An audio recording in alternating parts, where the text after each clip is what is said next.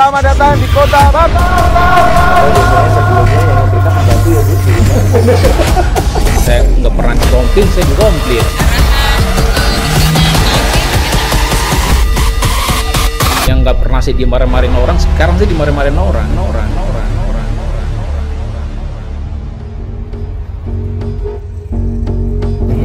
Seru nih kayaknya. Oke, sip. Hai Laundrypreneur Indonesia, jumpa lagi dengan saya Apik Primadia. Saya masih ada di Batam, Kepulauan Riau. Ini kita ada di JK Laundry, salah satu klien pendampingan Apik Management. JK Laundry yang ada di Batam sudah 1 bulan jalannya.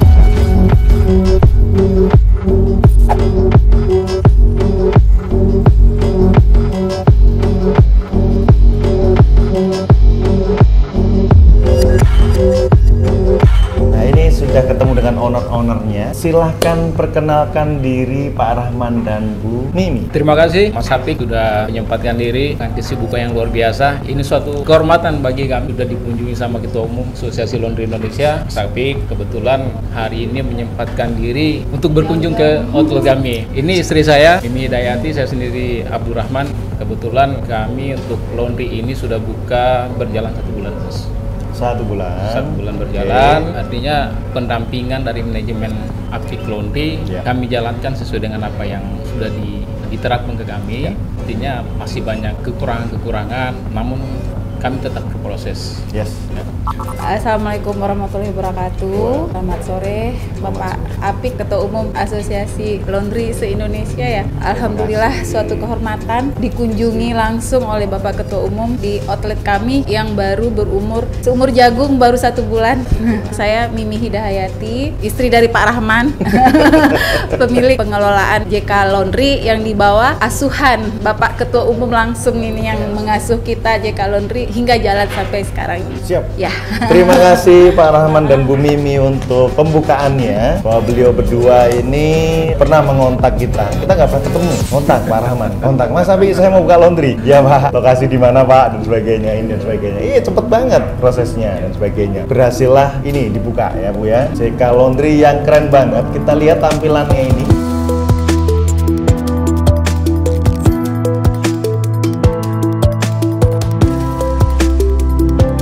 Tampilannya udah nggak kayak Laundry Express, tapi Laundry Premium. Jadi kita bisa melihat, dan saya kemarin sempat kaget pada waktu lihat laporannya, ternyata banyak pelanggan Laundry Premium, Laundry satuan yang datang sini untuk lihat hasilnya seperti apa. Tapi ya itu tadi, namanya bisnis tidak semuanya mulus. Ini kalau ada yang sedih-sedih ini, Bu Mimi sering curhat nih, luar biasa ini kalau Bu Mimi curhat. Oke, sebelum kita bercerita tentang seluk-beluk pada waktu pembukaan sebulan dan sebagainya, Bu Mimi sendiri backgroundnya apa sih Bu? Kalau boleh tahu Bu? Background ibu rumah tangga. Ibu rumah tangga yang keren banget. Terus kenapa tiba-tiba memilih bisnis laundry? Awalnya kami ini sama suami berbincang-bincang. Ini kita mau buka usaha apa? Sempat kita awalnya itu buka toko baby, baby shop, perlengkapan baby. Terus pandemi corona covid ya, kita berpikir nggak mungkin kan kita harus cari distributor, harus ke Jakarta dan sebagainya. Yang ini kita nggak bisa kemana-mana, kita harus di rumah. Kebetulan karena kebanyakan di rumah sering buka YouTube, ketemu YouTube-nya ini Bapak. Iya. Disitulah mulai kita berpikir, ini seru nih, kayaknya bagus ini usaha laundry. Kayaknya ya. Awalnya. Terus kita juga sepanjang pandemik ada PPKM yang bagaimana banyak yang kita lihat, banyak ditutup. Yang kita lihat sejauh ini karena kita juga ada langganan laundry, Mas. Oh, gitu. Buka. Yang lain makan apa sebagainya. Jadi kita sendiri sama suami itu berpikir apa laundry apa ya, di suasana situasi saat ini sepertinya masih jalan gitu. Harapan awalnya kan ya nekat, yang juga kita bismillah, nggak ada basic, nggak ada pengalaman sama sekali. Ya itu tadi berkat arahan, petunjuk, bimbingan Pak Apik, akhirnya kami bisa jalan.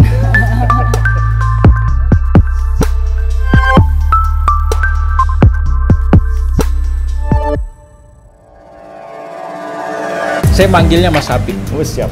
Karena mulai dari awal saya udah manggil Mas deh. Iya, siap.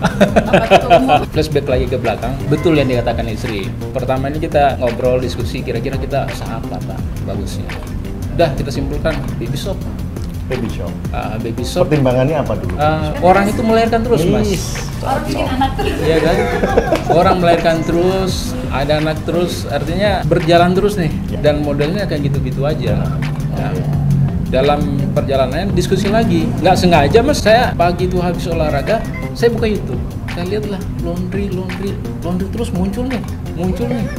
Ada beberapa sudah saya buka kontennya YouTube, tapi saya pelajari, Mas. Saya lihat, saya baca. Terakhir kelihatanlah kontennya Mas Apik. Berarti saya nggak ditonton duluan ya, Pak? Oh, belum, Mas. Sedih sekali saya. Belum, Mas. Ini gimana editor nggak bisa nomor 1 ini saya. Belum muncul kontennya Mas Apik. Konten yang dulu terakhir baru saya lihat konten Mas Apik. Ini sambil saya berpikir, ini sepertinya simpel. Ini sepertinya mudah. Artinya kita sudah berangan-angan, oh ini mudah, ini gampang. Kalau saya melihat dari cara penjelasannya Mas Apik di konten Mas Apik, kayaknya simpel banget. Simpel banget ini, Mas ya. Karena simpel. Kena jebakan. Ini mama. Akhirnya dalam ini bisa nonton, saya ngobrol sama istri ya. Ini saya bilang kalau baby shop udah ada di mana-mana. Kita buka laundry. Loh, kok Papa berpikir seperti itu? Langsung belok ya, Pak? Langsung belok. Nah, ini jauh dari konsep sebelumnya. Saya berprinsip waktu itu yang saya pegang bahwasannya satu yang kalimat Mas Akpi yang bahwa selama manusia masih pakai baju, bisnis laundry tetap laku. Oke? Masih mikir mau bisnis apa? Habis itu langsung dikasih ke Mas Apik. Saya komunikasi, di situ mulai ada sedikit gambaran, akhirnya ya udahlah kita simpulkan buka laundry. Dari ide yang awalnya mau baby shop, itu padahal ide lama ya. Laundry aja udah langsung cepet aja. Iya. Kena hipnotis. Menarik teman-teman. Jadi apa yang disampaikan oleh Bu Mimi maupun Pak Rahman tadi, bahwa beliau juga semuanya dilihat dulu, dianalisa gimana sih bisnis selama pandemi seperti apa. Terus dilihat beliau bahwa oh kayaknya di pandemi kok kayaknya laundry kok masih jalan, kok kayaknya malah tumbuh. Akhirnya ya kontak-kontak dengan kita dan sebagainya. Meskipun mungkin kemarin saya juga sampaikan ada beberapa, kalau ngobrol sama saya biasanya halnya bukan manis aja, pahit juga saya sampaikan. Pahitnya juga, Mas. Pahit saya sampaikan. Tapi ternyata ini ada di luar yang pahit kemarin. Gimana? Setelah berjalan yang waktu 1 bulan, pengalamannya seperti apa, Pak? Ya. Mungkin bisa share dengan teman-teman. Baik, Mas. Dalam perjalanan sebulan tentunya kita nggak semulus apa yang kita harapkan. Banyak kendala-kendala, tantangan yang perlu kita hadapi. Artinya kekurangan yang harus kita tutupi. Mungkin mulai dari karyawan, baru jalan seminggu udah ada yang kami keluarkan, artinya sempat berantem ya, juga ya. sempat berantemnya artinya di sini komunikasi yang nggak pas. Benar. Teamwork yang nggak berjalan, artinya di sini masih ego sektoralnya masing-masing karyawan ini terlalu tinggi dan nggak mau kenal satu sama lain. Artinya saya memberikan arahan ke mereka, saya memberikan masukan kepada mereka bahwasannya ini dagangan saya, anda ini yang memperdagangkan dagangan saya. Ketika anda nggak bagus dalam perdagangkan dagangan saya nggak laku. Yang rugi ya saya. Saya tekankan kepada mereka, kalau misalnya anda kerja ingin coba-coba di outlet saya, di sini bukan tempatnya, nggak pas. Cari tempat kerjaan lain. Yes. Kemudian kalau Anda berharap di sini gaji tinggi, saya akan menggaji sesuai apa yang Anda kerjakan. Okay.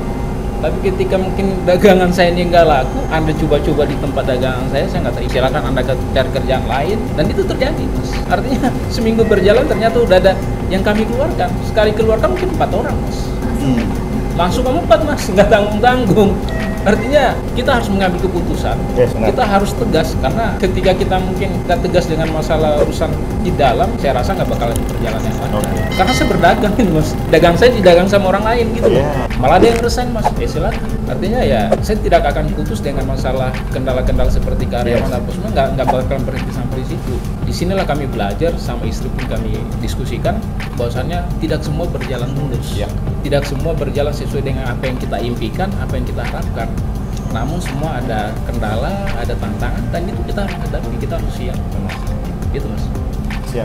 Bu Mimi mungkin. Ini keren nih yang disampaikan Pak Rahman, luar biasa. Bu Mimi akan menambahkan, silakan. Dari sisi seorang wanita. Yes. Jadi jalan pertama kali kita launching, kita kan ada promo. Alhamdulillah ya, waktu promo itu sambutan masyarakat bagus. 3 hari promo masih terhandle bagus. Kita juga karyawan kita masih masa pemantapan trainingnya. Di akhir promo itu ada yang diskon 50%, 2 hari menjelang mau habis ini Mas. Ini curhat ya Bapak Ibu. Menjelang mau habis promo itu di luar dugaan kita, masyarakat itu membludak. Tujuan langsung overload sehingga karyawan kami pun keteteran. Nah, di situ mulai ada terjadi sedikit kesalahan-kesalahan karena yang tidak terduga itu terjadi karena mungkin nggak ngerti juga karena sudah mendekati mau habis diskon promo, nggak paham juga. Banyak waktu itu yang sehingga karyawan ini kurang ketelitiannya, dan yang bikin saya itu jadikan pengalaman ya itulah kerikil-kerikil yang kami jalani. Ternyata ada beberapa customer kita komplain gitu kan, ada pakaian yang mungkin yang kelalaian dari karyawan kita itu salah masuk barang gitu. Awalnya awalnya demikian, tapi ya saya ambil positifnya Mas. Dari di sana saya jadi tahu awalnya shock, kaget, oh ternyata begini ya, ternyata begini. Sampai dimaki-maki nggak Bu? Sampai hampir. Tapi alhamdulillah yang saya juga berterima kasih sama customer tersebut karena bersedia juga menyampaikan. Kalau tidak disampaikan ke saya tidak akan tahu. Nah setelah itu saya berjanji akan membenahi dan meminta maaf ke customer tersebut. Segera langsung kita benahi di dalam, kita perbaiki, kita kasih waktu sehari 2 hari ini karyawan kita bagaimana. Kalau kami kira masih belum bisa, udah kami putuskan Bismillah kita putuskan, ya sudah dikeluarkan semua. Ini untuk demi kelancaran usaha kita. Nggak apa-apa hilang 4 orang, mudah-mudahan masuk yang baru, bibit baru lagi, kita ajar lagi yang baru. Karena kita tanpa customer kita bukan apa-apa. Iya, jadi kita ini salah satu bentuk wujud kami memanjakan customer kami. Kami menampung setiap apapun masukan-masukan dari customer, yaitu untuk memajukan usaha kami. Keren. Terus gimana Bu sekarang? Perasaannya gimana Bu? Setelah itu sekarang lega Mas, lega. Karena yang baru ini ternyata ya kita evaluasi, kita bagus lagi, dan juga ada perubahan gitu. Kita kan masih berproses, baru seumur jagung. Baru sebulan. Terus ada obatnya gitu. Obatnya itu manajemen apik. Amin. Mudah-mudahan seperti itu. Oke, menarik. Terima kasih Bu Mimi dan Pak Rahman terkait sharing tadi, bahwa teman-teman yang nonton pun ini biar dapat gambaran bahwa bisnis apapun termasuk laundry pun yang kita lihat kayaknya gampang, kok kayaknya rame semua sih. Nah itu tetap ada yang namanya nggak pernah terungkap. Ini diungkapkan satu persatu ya. Memang ini sengaja untuk kita sampaikan biar teman-teman juga paham bahwa bisnis pun ada resiko. Termasuk SDM ya. SDM itu paling banyak yang dikeluhkan teman-teman. Saya kemarin habis dari Makassar, dari Kalimantan Selatan, Kalimantan Timur, itu sama. Problemnya adalah di SDM. Tapi ketegasan beliau-beliau ini yang luar biasa. Membuat keputusan 4 orang langsung loh ya. 4 orang langsung dari berapa karyawan Pak? Dari 4-4-nya. Hilang semua berarti ya? Hilang. Jadi kosong waktu itu Mas. Saya yang turun langsung. Nah ini beliau malah nyetrika ya? Saya yang di kasir juga didampingi sama trainer dari manajemen Apik juga. Ya udah saya langsung pegang setrikaan semua selama 2 hari sampai dapat yang baru. Padahal biasanya sebelumnya yang nyetrika pembantu ya Bu di rumah.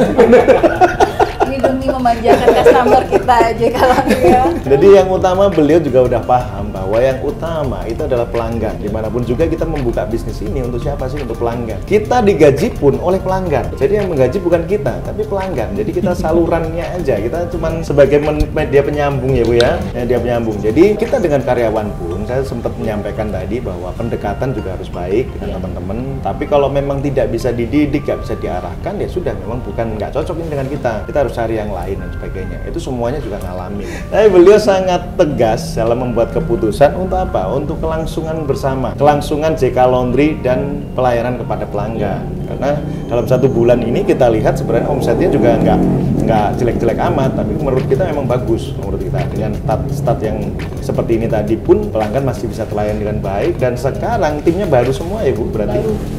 Baru semua. Waktu dikomplain dia kebetulan di rumah ya waktu itu ya. Di rumah saya lagi di luar Mas. Nelpon, "Pak, ini ada pelanggan yang komplain." Nelpon ke mama langsung loh. Saya sampaikan ke dia, udah diangkat. Dengarkan apa yang jadi komplainnya, dengarkan apa yang jadi keluhannya dia, sehingga kita tahu gitu. Jadi mulai dari ada orang komplain, ada orang yang mungkin kurang pas dengan pelayanan kita rubah.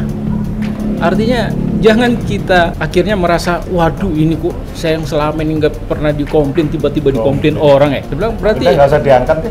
Nggak usah diangkat. Nggak usah diangkat. Justru kalau nggak usah diangkat berarti kita nggak siap menghadapi apa yang jadi tantangan. Ini tantangan buat kita. Gitu. Kalau misalnya mereka ada masukan, ayo kita terima. Malah ada yang komplain ini menyampaikan saya akan viralkan apa semua. Ya monggo terserah. Artinya ini proses dan ini tantangan dan harus kita hadapi. Jangan kita lepas tangan, jangan.